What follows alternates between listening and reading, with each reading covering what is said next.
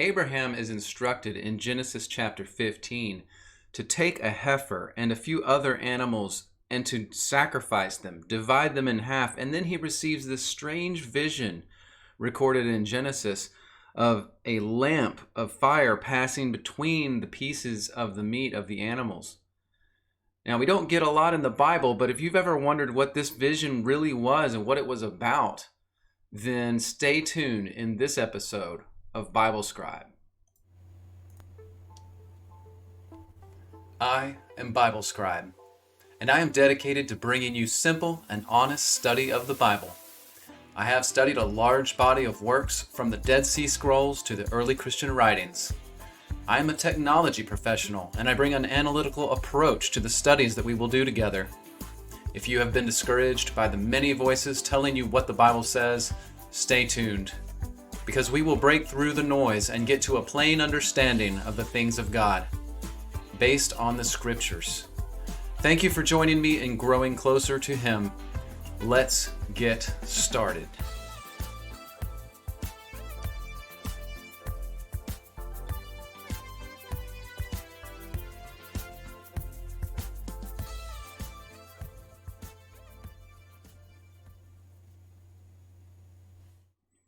Hey guys, it is Bible Scribe, and it's great to be back with you. It is a early Sunday morning, and I'm trying to get back in the saddle here. So forgive me. I'm going to be a little more casual with this one, but nonetheless, the same amount of study has gone into this as always. So I hope you get a lot out of this study on Abraham and the dividing of the heifer, I guess is what I'm going to call this vision that is recorded in Genesis chapter 15 for us. And there's a lot of questions surrounding this. I've heard lots of different explanations of what people think this vision meant. And the reality is the Bible doesn't give us a lot. You know, we see him seem to get instruction from an angel, and he divides these animals, prepares them, and sees a burning lamp passing between the pieces. And then it stops. That seems to be it. And we're left to guess, you know, what does this lamp mean? What are the pieces of the animal? Why are they divided? All of it. It seems very obscure and very hard to interpret. Of course, you end up with many interpretations when you talk to different people because everyone, you know, is doing what they can to try to figure out what is being said in this passage. But I actually found an interesting writing that's going to expose the whole thing and put a lot of meat on the bones.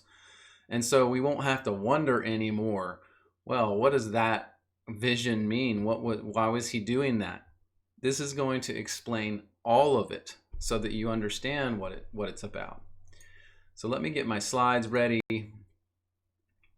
So just as a preview of kind of what we're going to see when we go into this, we're going to understand some more things that are not in the Bible, honestly. They're not talked about in that passage that describes this vision. It's recorded, it's recounted in the Bible that it occurred.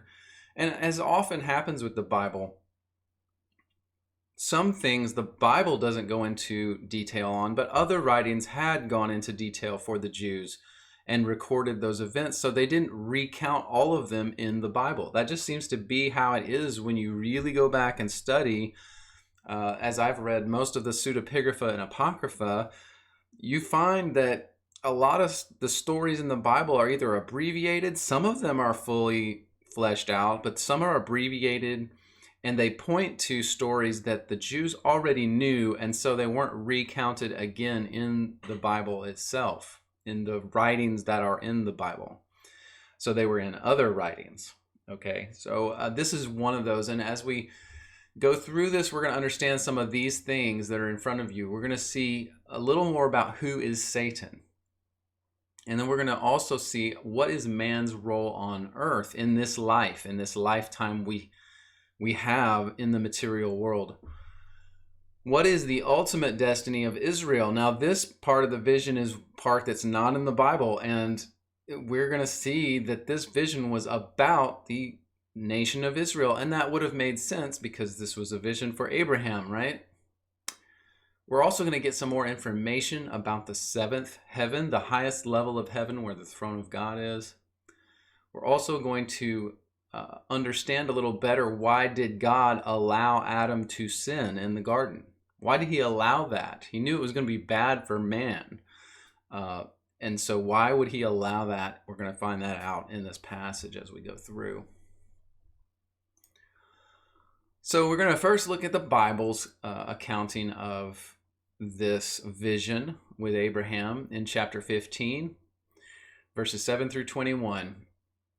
And he said unto him, I am the Lord that brought thee out of Ur the Chaldees to give thee this land to inherit it. Now this is the Abrahamic covenant being talked about, where God obviously is promising Abraham these different things, including the main thing, that his seed would be multiplied across the earth as the stars of heaven. And he said, Lord God, whereby shall I know that I shall inherit it? And he said to him, take a heifer of 3 years old, and a she-goat of 3 years old, and a ram of 3 years old, and a turtle dove, and a young pigeon. And he took unto him all these, and divided them in the midst, and laid each piece one against another, but the birds divided he not. So he took the heifer, the goat, the ram, divided them in half, and laid the pieces out, but not the turtle dove or the pigeon. Okay, the birds he divided not. And when the fowls came down upon the carcasses, Abram drove them away. Now, fowls, just so you know, that you think when you read this verse that immediately it means just some other birds came to try to eat the pieces of meat. But this word fowls is also, by the way, used in the Bible, in different writings that are in the Bible in Hebrew, as a word for demons or fallen angel, like evil, unclean spirits. So just bring that context with you as we go through this and then into the next writing we're going to look at. And when the sun was going down, a deep sleep fell upon Abram, and lo, a horror of great darkness fell upon him. And he said unto Abram, know of a surety thy seed shall be a stranger in a land that is not theirs, and shall serve them, and they shall afflict them 400 years. Well, that's obviously prophesying the sojourn of the people of Israel in the land of Egypt under the Pharaoh. And also that nation whom they serve will I judge, meaning Egypt. And afterward they shall come out with great substance. Of course, the Israelites came out of Egypt with a lot of wealth, all the wealth of the Egyptians they took with them. And thou shalt go to thy fathers in peace. Thou shalt be buried in a good old age. And he's speaking there, of course, specifically to Abraham, that he would live to an old age. But in the fourth generation they shall come hither again, for the iniquity of the Amorites is not yet full. And it came to pass that when the sun went down and it was dark, behold, a smoking furnace and a burning lamp that passed between those pieces. In the same day the Lord said, or made a covenant with Abram, saying, unto thy seed I have given this land from the river of Egypt unto the great river, the river Euphrates. And then in the next 3 verses, it lists all the peoples that will be displaced by God's giving the land to Abraham and the Israelites. The Kenites, Kenizzites, Cadmonites, Hittites, Perizzites, Rephaim, which were the giants' races, Amorites, Canaanites, Girgashites, and Jebusites. So he's saying, and back in verse 16, note that he says, in the fourth generation they shall come hither again, for the iniquity of the Amorites is not yet full. Well, he's saying that after they left Egypt, the Israelites, that in the fourth generation after that, they would enter again into the land where Abram was now, which he's in Canaan right now, or in that area. So God's saying in that fourth generation, you will come back to this land with the Israelites after being in Egypt, because the iniquity of the Amorites is not yet full. So God allows time always through history for evil, wicked peoples or nations to complete their iniquity, to not just do a little wrong, but finish the completion of their iniquity so that he then can judge them righteously. And so that's what he says. This time period is one of the things that this time period is about is letting the Amorites, the Canaanites, all these guys finish the iniquity that they are a part of and complete their sin before they're judged. And part of that judgment was Israel coming into the land and God helping them destroy all the Canaanites and peoples. All right, so this is just a quick genealogy, just so you can see it. Up here we have Abraham, and let me do something real quick so that I can show you get my pencil out so I can actually circle these. They're a little hard to look through and for me just talking about them. Okay. All right. So now I can do this. So up here is Abraham at the top, Isaac, Jacob, Levi, and this is going down through this genealogy to a key figure, and that is going to be Moses down here at the bottom. And this is going to be important in just a second when we go to this other writing, because it's going to specifically mention this genealogy for a specific reason. But just know that this is what we're looking at from the time, between Abraham through Isaac, Jacob, Levi, Jochebed, Amram, and this is all the generations that would be a part of the Exodus, right? That would be exiled to Egypt under Pharaoh and then brought back out. And then, so we're looking through history here, but this is the genealogy in question for Abraham. And so I wanted to at least show you that because we're going to talk about it more as we go. Now, know that at this time when Abraham's receiving this information, he is in Hebron. And you can see on this map here pretty clearly where that is. And it's close to, it's in Israel. It's close to the area where Jerusalem was, ended up being, right? And you can see, he and Lot had divided and gone to separate areas, and Sodom down near the Dead Sea, and he was in Hebron. So this is why God's saying, after so many generations and the exile in Egypt, the people will come back into the land where you now are, but that's after the Canaanites, the Amorites, their iniquity is full or complete. So that's why he's saying those things. And just so you have that context now of where he is and why he's saying it that way. So that gives us a lot about this vision, but it still is like we saw those things, like this verse. It came to pass that when the sun went down, it was dark, a smoking furnace and a burning lamp passed between the pieces of meat. But it doesn't explain anything about that, right? It doesn't explain anything about that. And it also says this one in verse 12 of chapter 15, when the sun was going down, a deep sleep fell on Abram, and lo, a horror of great darkness fell upon him. What is this horror of great darkness? Well, it's not explained in this passage. We get point by point some things that are said to Abram here. And we understand that, but we don't understand why did he have to do the sacrifices? What was that about? What was this burning lamp that passed between the pieces?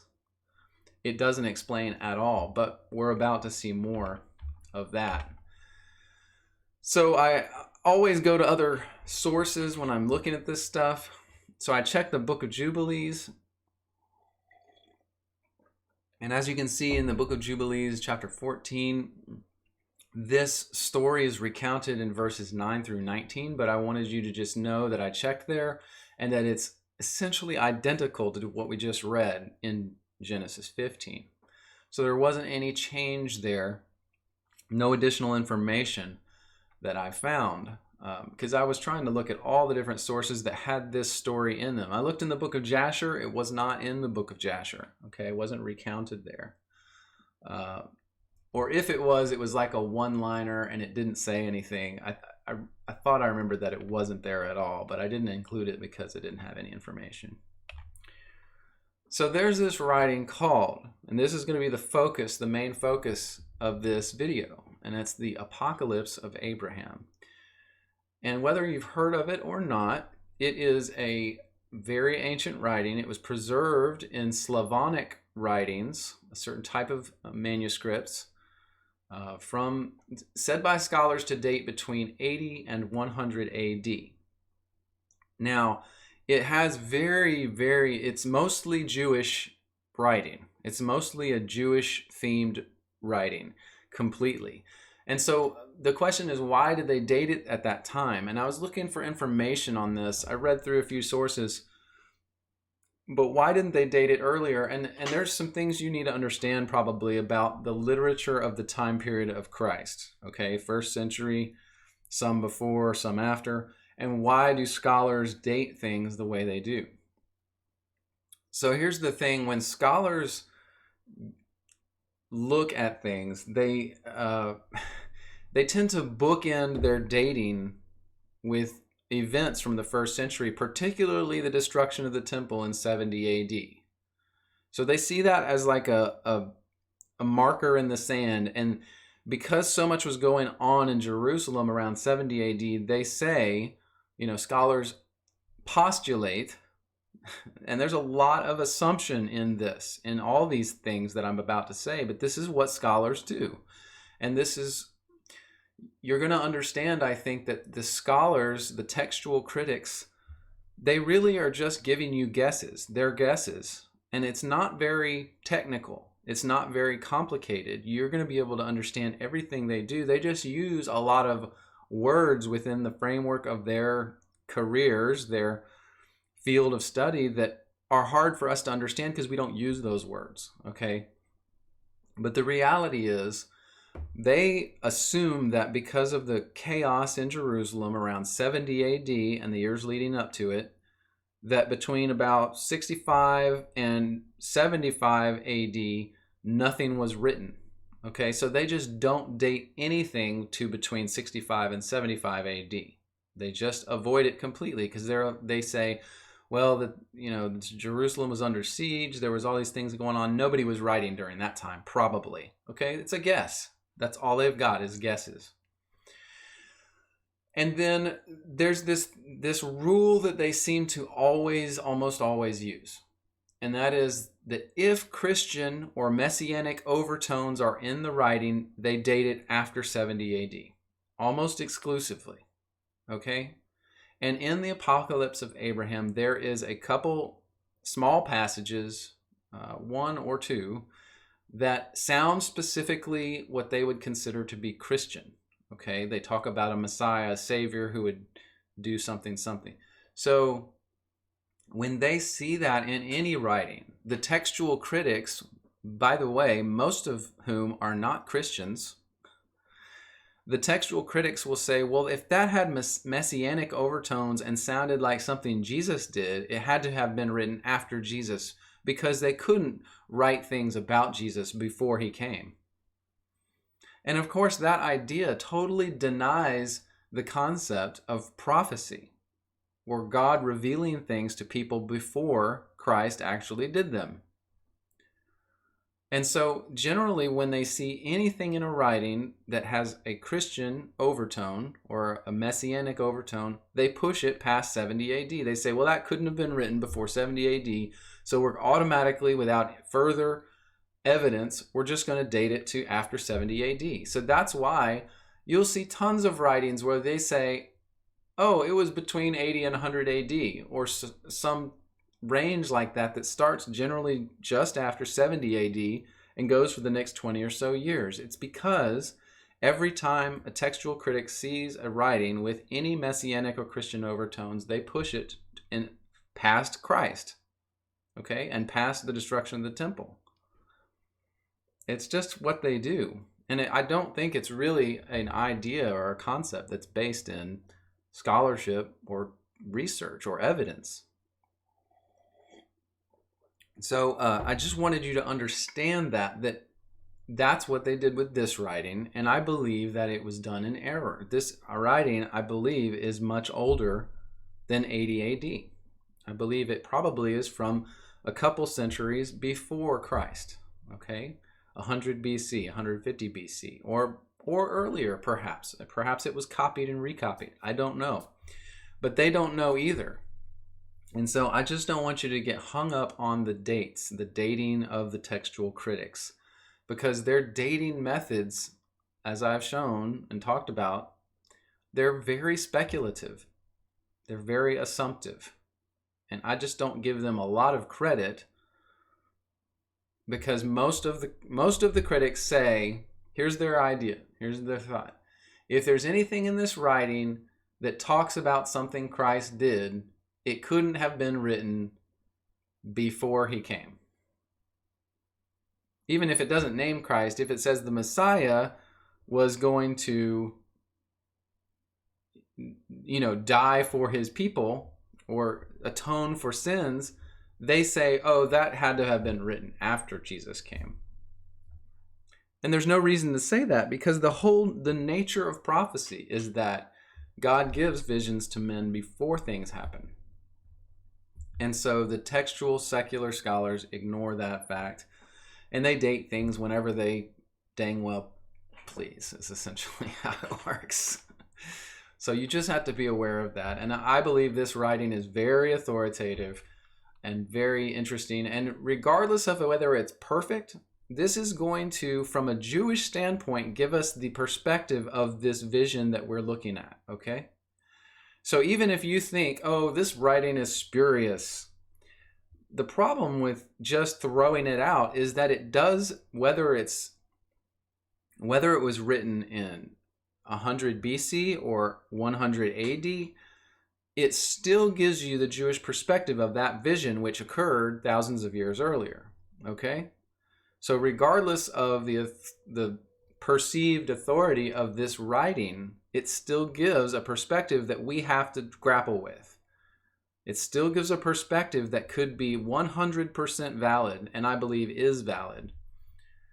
So let's go into what this says about this vision that Abraham had. I think it's going to open your eyes and help you really understand what was happening here. So, in the Apocalypse of Abraham, chapter 1, verse 1. Then a voice came to me speaking twice, Abraham, Abraham. And I said, Here I am. And he said, Behold, it is I. Fear not, for I am with you, for I am before the ages. God is before every age of the world. Every age. Even the mighty God who created the first light of the world. I am your shield and your helper. Go, take me a young heifer of 3 years, and a she-goat of 3 years, and a ram of 3 years, and a turtle dove, and a pigeon. And bring me a pure sacrifice. And in this sacrifice I will lay before you the ages to come, and make known to you what is reserved. And you shall see great things that you have not hitherto seen. So in verse 2 here, he tells Abraham what he's going to show him. I'm going to lay before you the ages to come and make known to you what is reserved, what's in store, what's going to happen. So this vision apparently was meant to show Abraham the future, most likely of his nation, and that's what we're going to see. But, this is going to be incredible, because God seemed to do this, didn't he?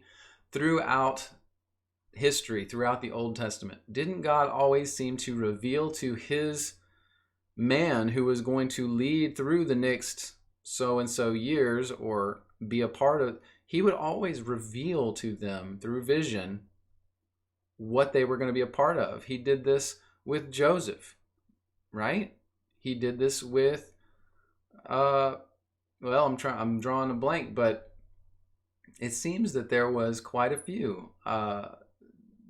Daniel, the visions that Daniel had, Ezekiel, all these prophets, and the patriarchs. And I read, of course, I've taught about the vision that Adam even received about the future ages of mankind and when the Redeemer would come.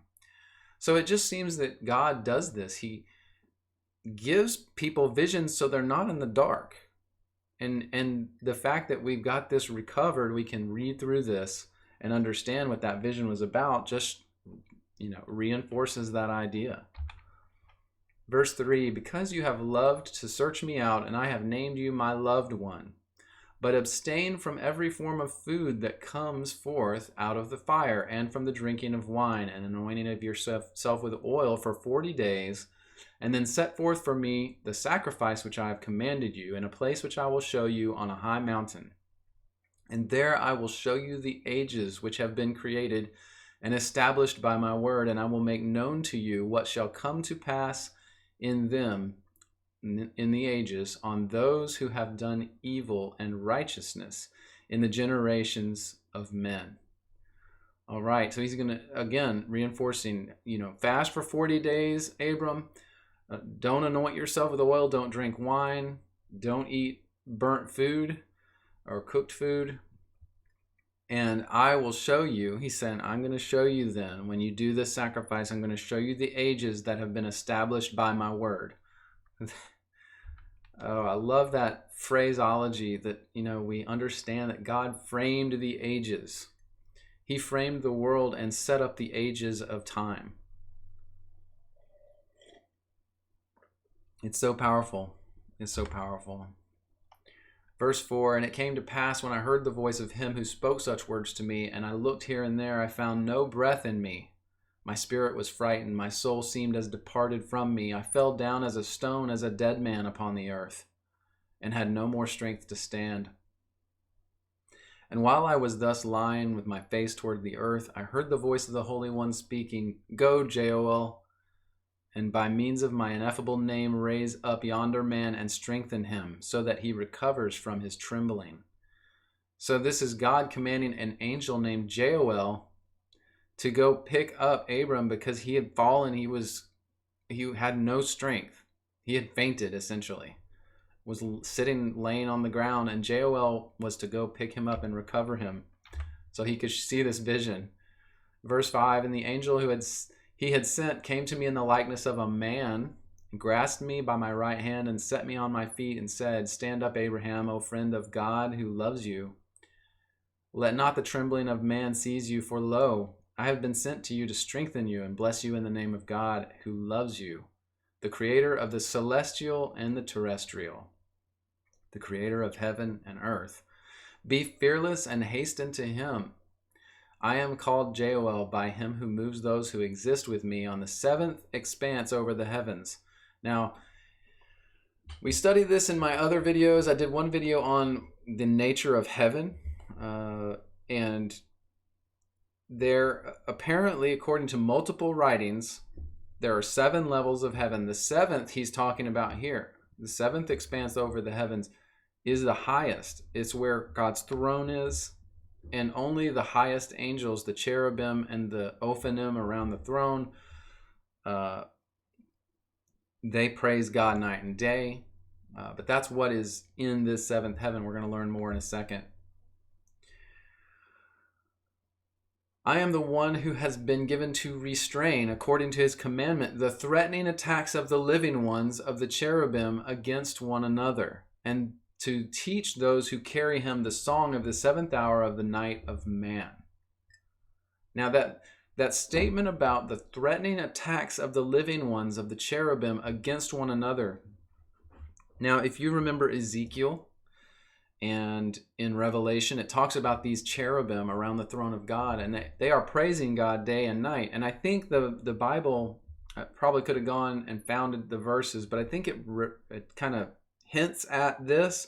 But there are many other writings that talk about these cherubim, and they say that they are praising God with such a fervency that they attack at each other. If they start to face one another, they start to get almost in a fight. And so Joel here says he is one of the angels around the throne of God who is set to restrain those cherubim so they do not attack one another, but continuously praise God the Father in heaven by his throne. So this is just a very consistent concept that is portrayed through many writings about these angels, the cherubim around the throne of God, which I think is incredible, and it's probably true. I don't see any reason to not believe it. But there's so much power in heaven, and these angels are given so much power to continuously sing songs and praise God at his throne, that if they were to turn on one another, it would be disastrous. It would be horrifying. There's a lot of power involved there. So Joel is the restrainer of those to keep them focused on God and not each other, so that they praise him night and day with the praise he is due. Verse 6. I am ordered to restrain the Leviathan, for every single attack and menace of every single reptile are subject unto me. I am he who has been commissioned to loosen Hades and destroy him who stares at the dead. And this is known to be Satan. I have been sent to bless you now, and the land which the Eternal One, whom you have invoked, has prepared for you, and for your sake I have wended my way upon the earth. So more of the role of this angel Joel, who is giving Abraham the vision, that he is also he not only restrains the cherubim around the throne of God, he also restrains the Leviathan, the old serpent Leviathan.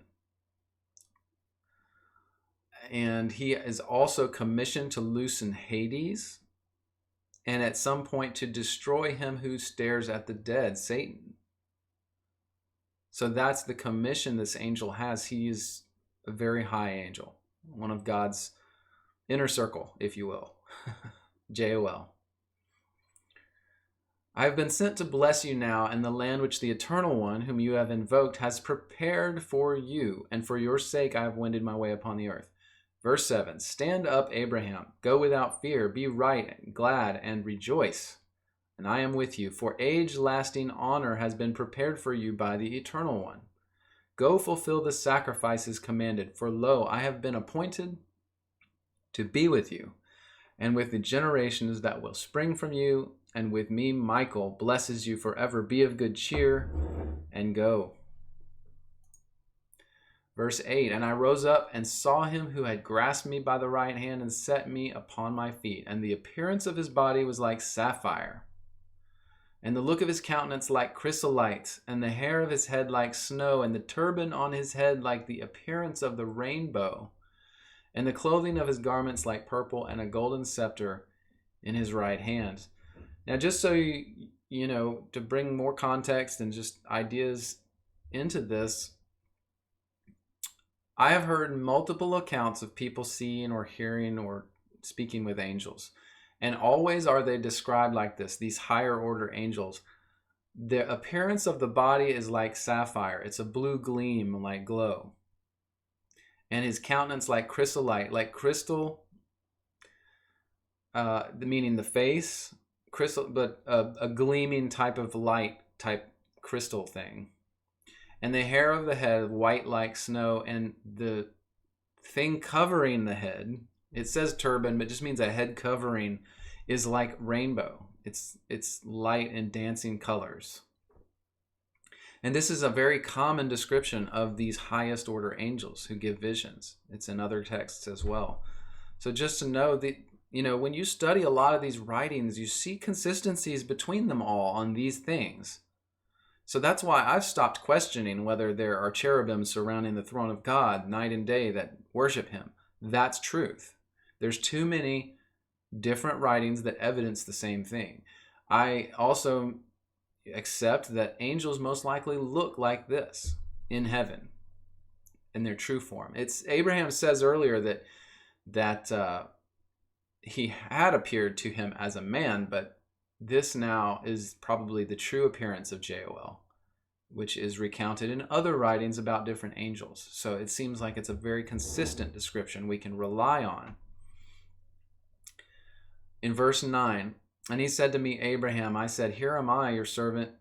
He said, let not my appearance frighten you, nor my speech, that your soul be not troubled. Come with me, And I will be with you visible until the sacrifice, but after the sacrifice, always invisible.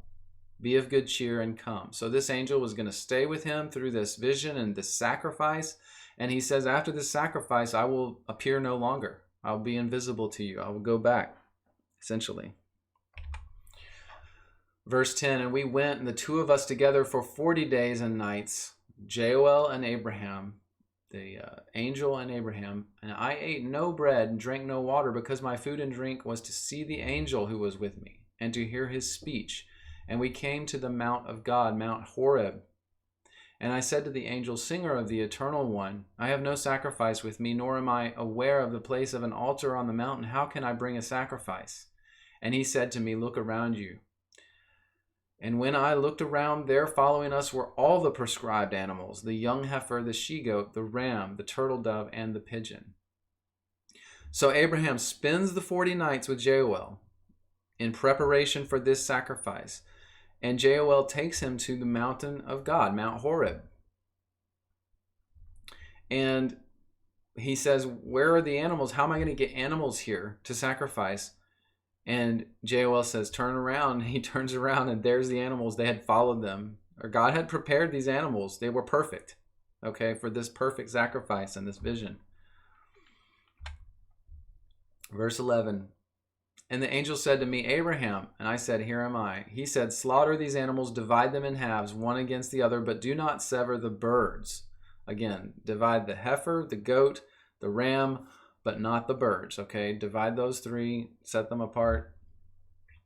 And give these to the men or angels whom I will show you, standing by you, for these are the altar upon the mountain, to offer a sacrifice to the Eternal. But the turtle dove and pigeon give to me, for I will ascend upon the wings of the birds, so that you may be able to see in heaven, and upon earth, and in the sea, and the abyss, and the underworld, and in the Garden of Eden, and in its rivers, and the fullness of the whole world in its circle. You shall gaze into them all. So just ruminate on that for a second. But the sacrifices of the animals from this passage seems to be they are for the angels that are going to be shown to Abraham. But the birds are there for essentially for Abraham and the angel to travel to these different places. Heaven, earth, the sea, the abyss, the underworld, and the Garden of Eden. So now we see what this vision is going to be about.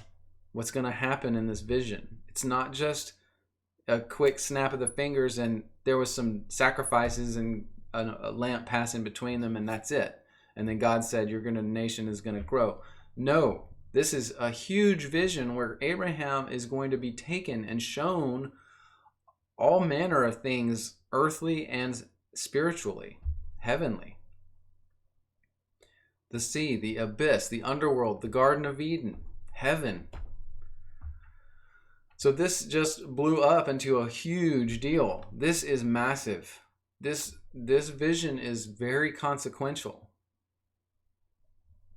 And when we read this kind of thing, we're going to understand more about the future of Israel, Abraham's relationship to it. That was the point of this vision, was to educate Abraham on what was going to happen with him and his future, and his people, his seed, his descendants. And of course, when God seems to love these prophets or these patriarchs and give them these visions, and they are loved by him, he wants to show them all the ages of time, which is exactly what's happening here. Excuse me. Verse 12, and I did everything according to the command of the angel, and gave the angels who had come to us the divided animals. But the angel Joel took the birds, and I waited until the evening sacrifice, and there flew an unclean bird, an ornion. Now this again is, like it said, fowls in Genesis 15. And I told you that word is usually a word that's used for demons or unclean spirits. And here it is. This is an unclean bird, but the phraseology and the translation, especially from the Septuagint, is the word ornion, which is a demonic entity. It's not just a bird. These are demons flying down upon the carcasses, and Abraham drives them away. Because now look what happens. The unclean bird spoke to me and said, Abraham, what are you doing upon these holy heights where no man eats or drinks? Nor is there upon them the food of man, but these heavenly beings consume everything with fire and will burn you up. Forsake the man who is with you, Joel, and flee, for if you ascend to the heights, they will make an end of you. So these are demons trying to dissuade Abraham from what he is doing with this angel Joel. These demons come down upon the carcasses and act like they're going to take them, and Abraham drives them away, shoos them off, and they speak to him. They say, oh, you're going to die if you go through with this. Don't do this.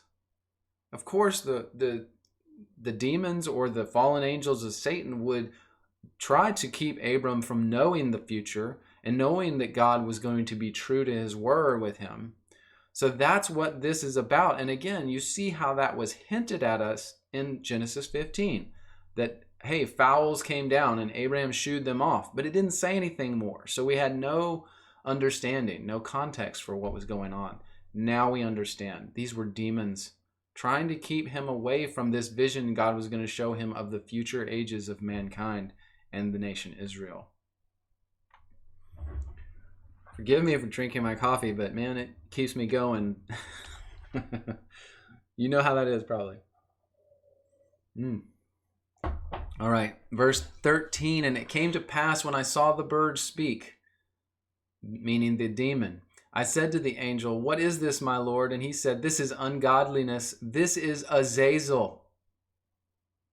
Wow. So this is Azazel, the one from the book of Enoch that was part of the infraction with the women of humankind and taught mankind evil things, weapons of war. This is Azazel from the book of Enoch.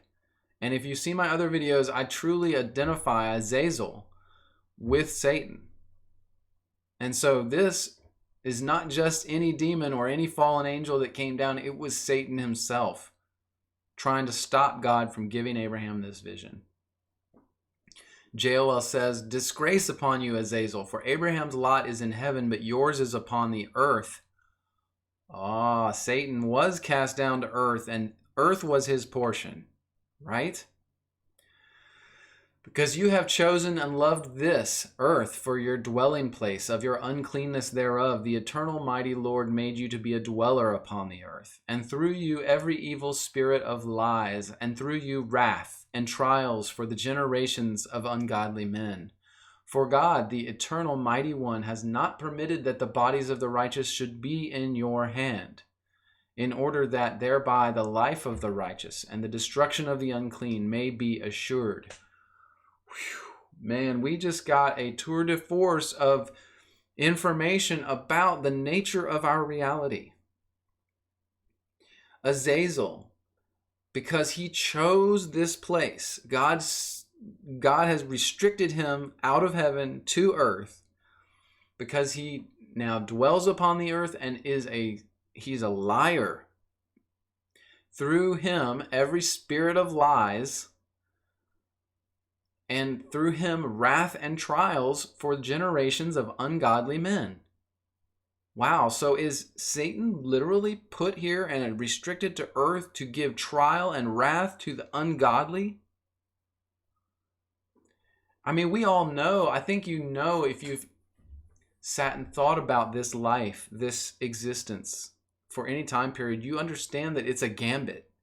It's a test. If you pass this test, you understand that God is truth and Christ is his son. You pass the test. Your then hope is not here on earth in fleshly things. Your desires are not for those things. Your desires are for heaven, and your hope is in God. But this gambit here is under the control of Satan. Wrath and trials for generations of ungodly men. Ungodly men who do not understand that their hope is in heaven, that their hope is God. They are in a trial they will never escape. And that is what Satan is restricted to earth for. His lot, it says, is for the unrighteous, for the ungodly. It says God, the eternal mighty one, has not permitted the bodies of the righteous should be in your hand. The righteous will not be under the control of Satan. The righteous who believe God and trust in him are in his hand, and they will be taken to heaven after death. They are assured life, but the destruction of the unclean is assured. Okay? This is the nature of what God has allowed to conspire or transpire, so that the ungodly, the ones who truly hate him, hate God, are destroyed in the end. That's what Satan will be a part of. That's his. I wish I could. It's hard for me to explain this. I don't know if it makes sense the way I'm explaining it. It's so clear to me in my head. It's so hard to explain sometimes. Satan has been given the oversight of the ungodly. It's his portion. There's other writings, by the way, that say the same thing. Particularly, I believe, the Discourse on Abaddon. If you can find that writing, it's online. But it talks about this, that Azazel, Satan has a portion. He's restricted to earth, and his portion is the ungodly to deal with. The righteous, he has no hold on the righteous. Regardless of the evils and wickeds that can occur to a righteous man on earth, that all is vapor compared to what awaits in heaven. All right? So I just hope that this, what we've read here, helps crystallize in your mind the reality that we live in.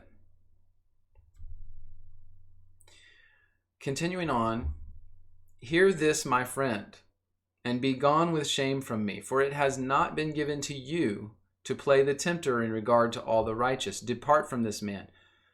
Joel saying to Satan, or is it Abraham? No, it's Joel saying to Satan, be gone with shame, for it's not given to you to play tempter with the righteous. You're not to tempt the righteous. Essentially, Satan's not supposed to do that, but he does anyway. He says, depart from this man. You cannot lead him astray. He is an enemy to you and to those who follow you and love what you desire. Abraham was an enemy to Satan and those who followed him. For behold, the vesture which in heaven was formerly yours has been set aside for him, and the mortality which was his has been transferred to you. Hear that. So the glory that Satan had when he was in heaven has been taken from Satan as he has been thrust down to earth, and will now be given, that glory given to Abraham. And the mortality that Abraham had is now transferred to Satan. Satan will at some point die. He will be destroyed. But Abraham, taken to heaven, just as all Christians, will live forever. Do you understand how powerful that is? How meaningful? This is why some of these writings are so important to read and understand. They give you such insight and help on some things that the Bible just briefly discusses or barely talks about. It's not a bad thing. The Bible kind of assumes you know some things, but we don't know things because we don't read anything except the Bible. So if you don't know the things the Bible assumes you know because you don't read anything else, then you have no context to understand the Bible. Just, that's the reality of the situation. All right, let's continue on. In verse 14 here, and the angel said to me, Joel said to Abraham, now that from henceforth the Eternal One has chosen you, be of good courage and use this authority so far as I bid you against him who slanders the truth, Satan. Should I not be able to put him to shame that has scattered over the earth the secrets of heaven? Again, this is what Azazel and Satan did during the Genesis 6 infraction of the angels with the women. Azazel was known for being the one who shared the secrets of the angels and of heaven with mankind. Things about war, things about painting the faces of women, things about potions and tinctures and using the minerals out of the earth. to build weapons of war. Satan has rebelled against the mighty one. Say to him, become the burning coal of the furnace of the earth. So go, Azazel, into the inaccessible parts of the earth, for your heritage is to be over those who are with you, the ones brought forth with the stars and clouds. That means the angels that fell with him. And with the men whose portion you are, even those who exist on account of your being, justification shall be your enemy. Now depart from me by your perdition. Satan's lot was the wicked angels that fell with him. Satan's lot was the demons. Satan's lot was the ungodly men, is the ungodly men. And so here he recounts that. Verse 15, and I uttered the words that the angel taught me, and then the angel said to me, answer him not, for God has given him power over those who answer him. Whoa. Pause there for a second. God gives Satan power over those who answer Satan. Those who do the bidding of Satan or go in the wicked direction, God starts to give Satan power over those people. This is why we always use that phrase about when we talk about sin, it's a slippery slope. Why do you think that is? That's because as you give Satan power in your life, one little thing here, another thing there, it gets bigger and bigger because Satan is coming back to you. And you are now in conversation with Satan through your sin. That conversation gets louder and louder till you can't ignore it anymore.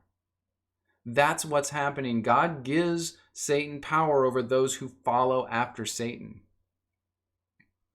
That's why it seems to grow in the lives of the sinful individual. It grows. It doesn't just stop at,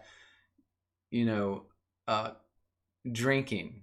It gets worse to where it's being drunk. And then it gets, as soon as you start giving into that, it's worse and worse till it destroys your life. It doesn't start with just, marijuana. It gets stronger and stronger as you give in. It goes to something stronger, cocaine, whatever, heroin, till you have to. Do you see what I'm saying? The same with sexual temptation. It starts small, you give in.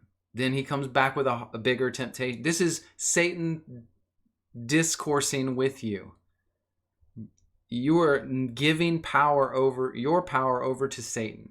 You are giving him power over you by obeying little things here and there, little bitty things that get bigger and bigger as he discourses with you in your soul and drags you down to hell with him.